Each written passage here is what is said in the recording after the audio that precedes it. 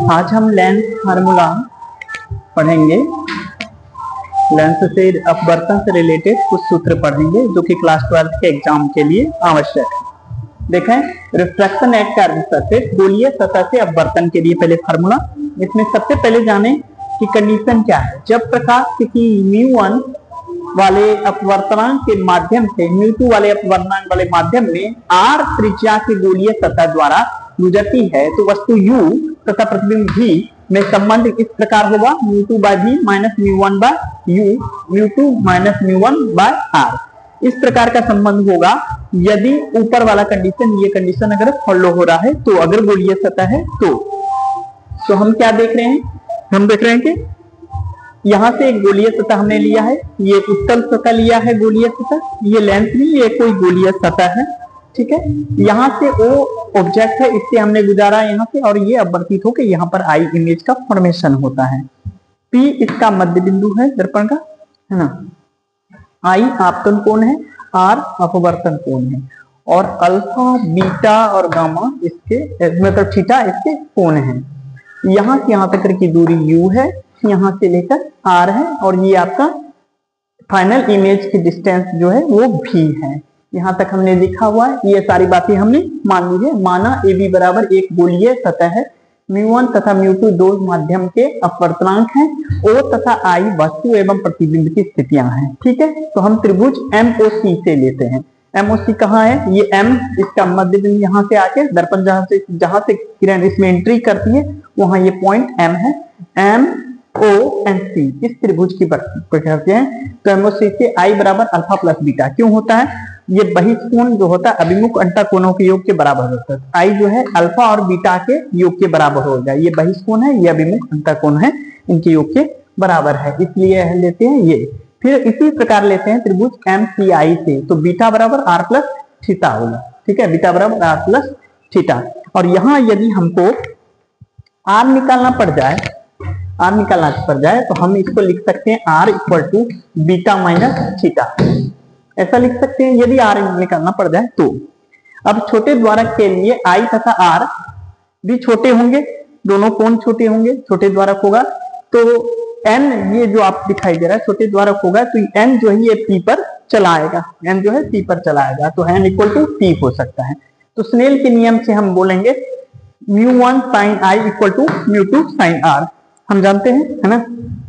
अब sin I की बात करते हैं, यहाँ साइन हट जाएगा, क्यों, छोटे द्वारक है, sin I बराबर लगभग बराबर होगा I के, तो इसलिए हम sin I की जगह केवल I भी लिख सकते हैं। और I बराबर हमने क्या लिखा हुआ है ऊपर, I बराबर अल्फा प्लस बीटा, तो हमने उसका वैल्यू रख दिया, ठीक है।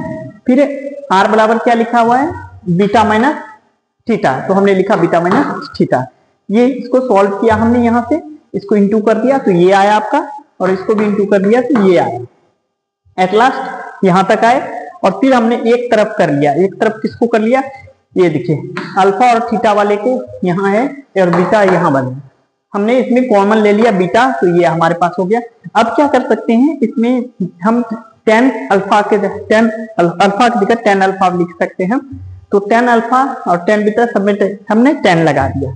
और हमारे पास ये देखिए हमने यहाँ लिखा हुआ है sin I बराबर I के sin R बराबर, ये पहले से लिखा हुआ है, तो यहाँ देखिए, तो हम लिख सकते हैं उस त्रिभुज में लेंगे तो tan अल्फा बराबर होता है, tan थीटा बराबर होता है लंब बटे आधार। तो यहाँ लंब क्या है, tan अल्फा के लिए ये आपका लंब है, ये आपका लंब है, इसको MN बोले या PN बोले, MP बोले, एक ही बात हुआ।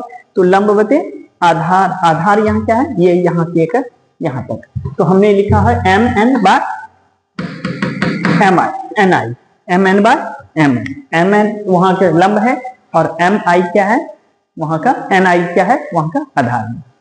तो हम इसको लेते जाते हैं। फिर उसके बाद μ1 इसी तरह आपका है, देखिए हमारे पास tan अल्फा बराबर आ रहा है, सॉरी ये उल्टा हो गया, μ1 MN बाय NO होगा, ये आपका है tan थीटा। 1 मिनट,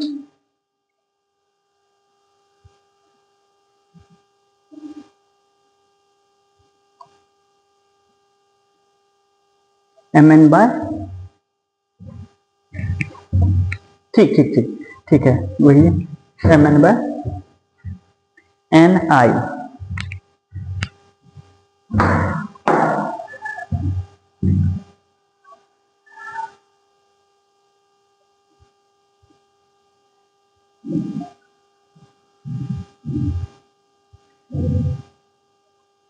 ये थीटा के लिए वैल्यू लिया हुआ है हमने, उल्टा हो गया है यहाँ, ये मान लीजिए थीटा के लिए, ये थीटा के लिए है और ये दोनों प्लस में ही है, तो हम यहाँ दोनों में से उल्टा पड़े, ये थीटा के लिए लिखा हुआ है, टेन थीटा बराबर होगा M N by N I ये है, और टेन अल्फा बराबर होगा mu one M N by N O, ये हमने लिखा हुआ है इसके लिए।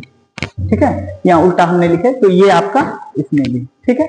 और फिर ये देखिए हमने यहाँ कॉमन ले लिया, तो टेन बीटा बराबर M N by N C ये लिया हुआ है, यहाँ एम एन दोनों में सब में कॉमन है, तो यहाँ हमने लिया कॉमन ले लिया और उसको कैंसिलेशन करवा दिया, तो हो गया म्यू टू बाय भी minus mu one by U equal to mu two minus mu one by R. आपको और फॉर्मूले बताने हैं, इसलिए ये देख लीजिए एक बार, दूसरे सूत्र के दूसरे क्लास में जाना पड़ेगा।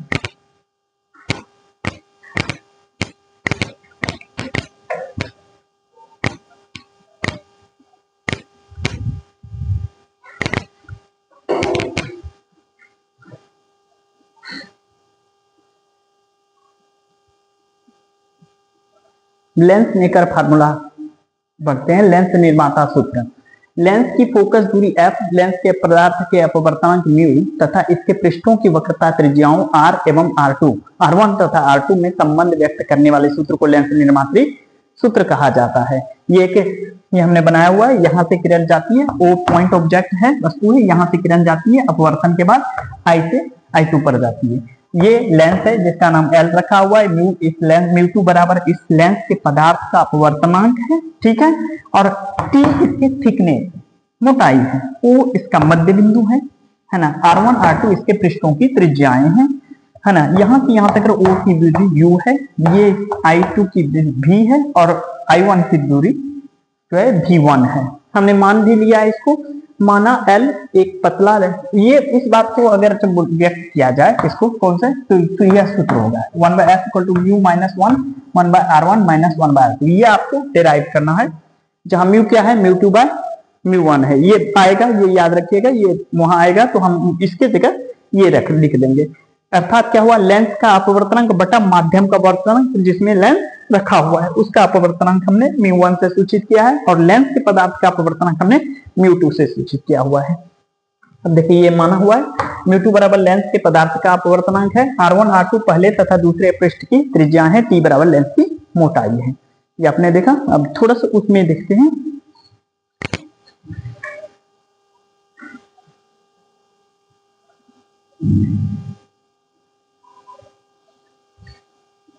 आई थिंक आपको डेराइव करने में दिक्कत नहीं होगी। देखिए प्रतिबिंब के निर्माण के दौरान आपतित किरण दो बार अपवर्तित होती है, प्रथम एवं द्वितीय सतहों से। जब भी प्रतिबिंब उस तरह के लेंस में का फार्मूला में हम डेराइव करते हैं, दो बार अपवर्तित होती है। प्रथम सतह के द्वारा बना प्रतिबिंब I1 मान लेते हैं, जो हमने चित्र में देखा, दूसरे सतह के लिए वस्तु का कार्य करता है, अतः ये जो प्रथम I1 जो है वो दूसरे सतह के लिए इमेज का कार्य करता है। ये जो हम लोग बना रहे थे इसमें हम देखते हैं, यहां जो देख रहे हैं, यहां से ऑब्जेक्ट जाती है यहाँ, तो एक इमेज फॉर्मेशन होता है, और ये जो है दूसरे सतह के लिए फाइनल इमेज यहाँ जो बनता है I1 मान लीजिए, ये I2, ये इमेज ही इसके लिए वस्तु का कार्य करने लगता है इस प्रतिबिंब के लिए, तो फिर से रीजेनरेट होता है, चित्र के अनुसार प्राप्त करते हैं। पतले लेंस के लिए T बराबर से 0 के आसपास होता है, मतलब थिकनेस मान लेते हैं कुछ का 0 है पतला लेंस, इसलिए प्रथम सतह के लिए हम जो फार्मूला ये लिखेंगे वो लिखेंगे mu two by V1 minus mu one by U, ये गोलीय सतह से अपवर्तन के फार्मूले के अनुसार हमने लिखा है इसको, mu two minus mu one by R equal to 1 question. जबकि दूसरे सतह के लिए लिखेंगे mu one by V minus mu two by V1 equal to mu one minus mu two by R2। Equation second, समीकरण 1 और 2 को जोड़ने पर, जब दोनों को जोड़ देते हैं तो लेफ्ट साइड वाले इक्वेशन के पार्ट को जोड़ देते हैं, राइट साइड वाले इक्वेशन को पार्ट को भी जोड़ देते हैं, तो म्यू टू बाय V1 है ना, इधर लिखा तो म्यू वन बाय V लिखा, फिर आपने minus mu one by U लिखा तो इधर minus mu two by C, ये एक साथ हो गया आपका। इधर आपने लिखा mu two by minus mu one by R one, sorry R one, और इधर से जोड़ दिया उसमें mu one minus mu two by R two, ये लिखा आपने। फिर इसको सॉल्व किया हमने, सॉल्व किया तो इसमें ये देखिए, ये इधर पॉजिटिव है, ये इधर नेगेटिव, ये दोनों आपस में घट गए तो हमारे पास हुआ mu one by V minus mu one by you.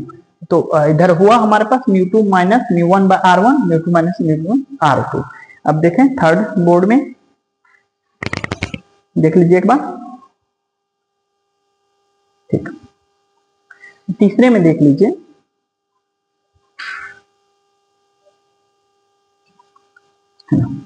तीसरे में जब हमने कॉमन ले लिया इसके mu one one by V minus one by U और यहाँ mu two minus mu one by R one, ये सेम टू सेम जैसे लिख दिया। अब क्या हुआ, दोनों में हमने पहले वहां जो था वो पॉजिटिव था, अब इसको एक करने के लिए थोड़ा सा आपको दिखाई दे,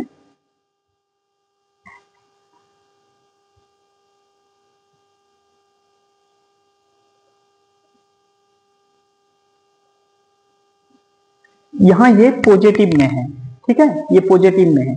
यदि इसको हम म्यू टू को आगे लिखना चाहे, म्यू वन को इधर, तो हमको यहाँ माइनस कॉमन लेना होगा, जिसके कारण ये पॉजिटिव वाला नेगेटिव में कन्वर्ट होगा और ये नेगेटिव वाला पॉजिटिव में कन्वर्ट होगा। यही हमने किया है आगे के फार्मूला को डेराइव करने के लिए।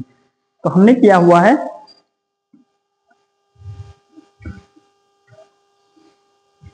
इसलिए हमने mu two minus mu one कर दिया तो माइनस कॉमन हो गया। इसके चलते हम जो mu two minus mu one को कॉमन निकाल सकते हैं, तो one by R one minus one by R two, और ये हो गया। हम अगला स्टेप थोड़ा सा आगे हम और भी करेंगे, है ना। आगे के स्टेप में हम करें तो म्यू वन बाय भी और म्यू टू माइनस म्यू, ये हुआ। अब हम इसके म्यू वन को इसके नीचे लेके चले जाएंगे, ठीक है। अब ये वन, ये हमारे डिवाइड हो गया इससे, तो mu two by mu one हो गया, mu one by mu one cancel होकर माइनस हो गया, माइनस वन हो गया, माइनस वन हो गया। ये सेम टू सेम जैसे था वैसे निकाल दिया, तो हमारे पास हो गया one by V minus one by U equal to mu minus one into one by R one. ये इक्वेशन थर्ड हमने मान लिया इसको कि ये समीकरण 3 है। अब थोड़ा नीचे देखें,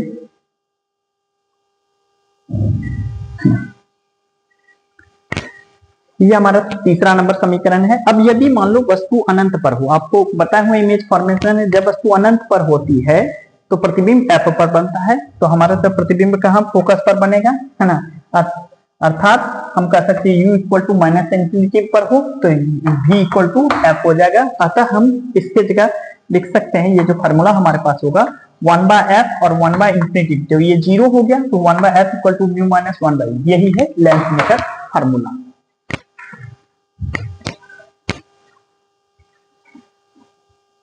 थर्ड नंबर और सूत्र हम कॉन्टैक्ट लेंस के बारे में थोड़ा सा पढ़ें, फिर हम प्रिज्म के बारे में भी पढ़ेंगे।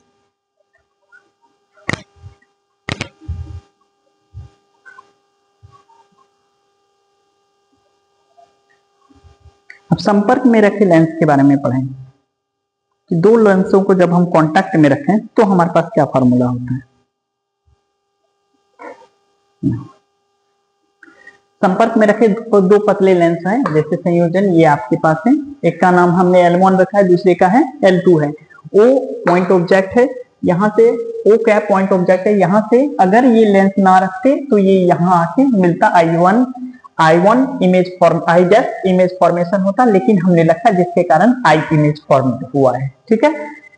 पहले लेंस से ऑब्जेक्ट की दूरी U है ना, इसी से फाइनल जो अंतिम प्रतिबिंब बना है उसकी दूरी V डैश है, और जो हमारे पास पहले प्रतिबिंब बना हुआ है उसके V है। तो हम ये बात मान लेंगे, ए नंबर कंडीशन, जब दो लेंस उत्तल हो, माना F1 F2 दो फोकस दूरी दो लेंस संपर्क में रखे हैं, यदि L2 ना हो तो वस्तु का प्रतिबिंब I डैश होगा, जो हमने ऊपर आपको बताया। माना लेंस L1 से I डैश की दूरी V डैश है, तो पहले लेंस से अपवर्तन के लिए सूत्र, तो क्या होगा, lens formula 1 by v minus 1 by u equal to 1 by f, 1 by v dash minus 1 by u equal to 1 by f1, ये पहले लेंस के लिए है। इसी जब आई डैश प्रतिबिंब लेंस L2 के लिए वस्तु का कार्य करता है, जैसे हमने लेंस मेकर फार्मूला में भी देखा था, और अपवर्तन के बाद अंतिम प्रतिबिंब L2 से भी दूरी पर आई बिंदु पर बनता है। ये अंतिम प्रतिबिंब है, ठीक है, ये मैंने पहले बताया कि ये अंतिम प्रतिबिंब है। इस तरह फाइनल इमेज ये जानते हैं। तो अतः हो जाएगा 1/v माइनस 1/v डैश। क्यों, अब यहाँ हमने पहले u माना था, वस्तु की दूरी को u माना था, अब ये वस्तु का क्या, जो प्रतिबिंब की दूरी, जो हम उस समय प्रतिबिंब की दूरी ले रहे थे, वही अब वस्तु की दूरी बनेगी। तो हम क्या मानेंगे, v dash 1/v dash minus f2, ठीक है। अब समीकरण 1 और 2 को जोड़ देते हैं। जोड़ने पर ये पॉजिटिव पार्ट है, ये नेगेटिव पार्ट, ये दोनों कैंसिल हो गया, मतलब घट गया। तो हमारे पास बता 1/v minus 1/u equal to 1/f1 plus 1/f2। Finally इसके जगह हम लिख सकते हैं 1/f equal 1/f1 plus 1/f2। अब यदि लेंस अवतल हो तो f1 तथा f2 भी ऋणात्मक होंगे। दोनों को नेगेटिव में हमने ले लिया, तो ये हो गया। अब नेगेटिव किसका होता है, दोनों का फोकस अवतल का, तो हम अवतल लेंस का संयोजन क्या हो, अवतल लेंस की तरह व्यवहार करेगा।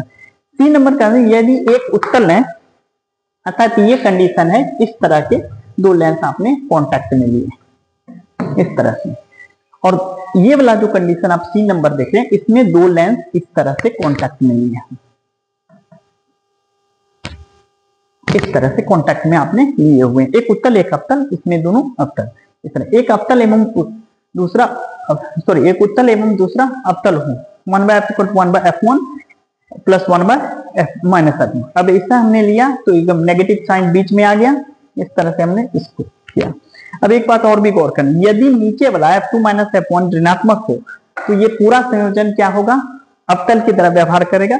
यदि f2 माइनस f1 जो है अगर वो धनात्मक होता है तो पूरा संयोजन क्या होगा, उत्तल की तरह व्यवहार करेगा। इस पर डिपेंड करता है कि ये नेगेटिव होगा या पॉजिटिव, ठीक है ना। तो इस तरह से संयोजन। अब हमारे पास बचा है, जब हम सेपरेशन पर दो लेंस रखते हैं तो उनके बीच की फोकस दूरी ज्ञात करने के लिए फिर प्रिज्म फार्मूला भी ज्ञात करेंगे हम, वो दूसरे वीडियो में हम ज्ञात करेंगे। आज छठ के लिए इतना पढ़ेंगे जी।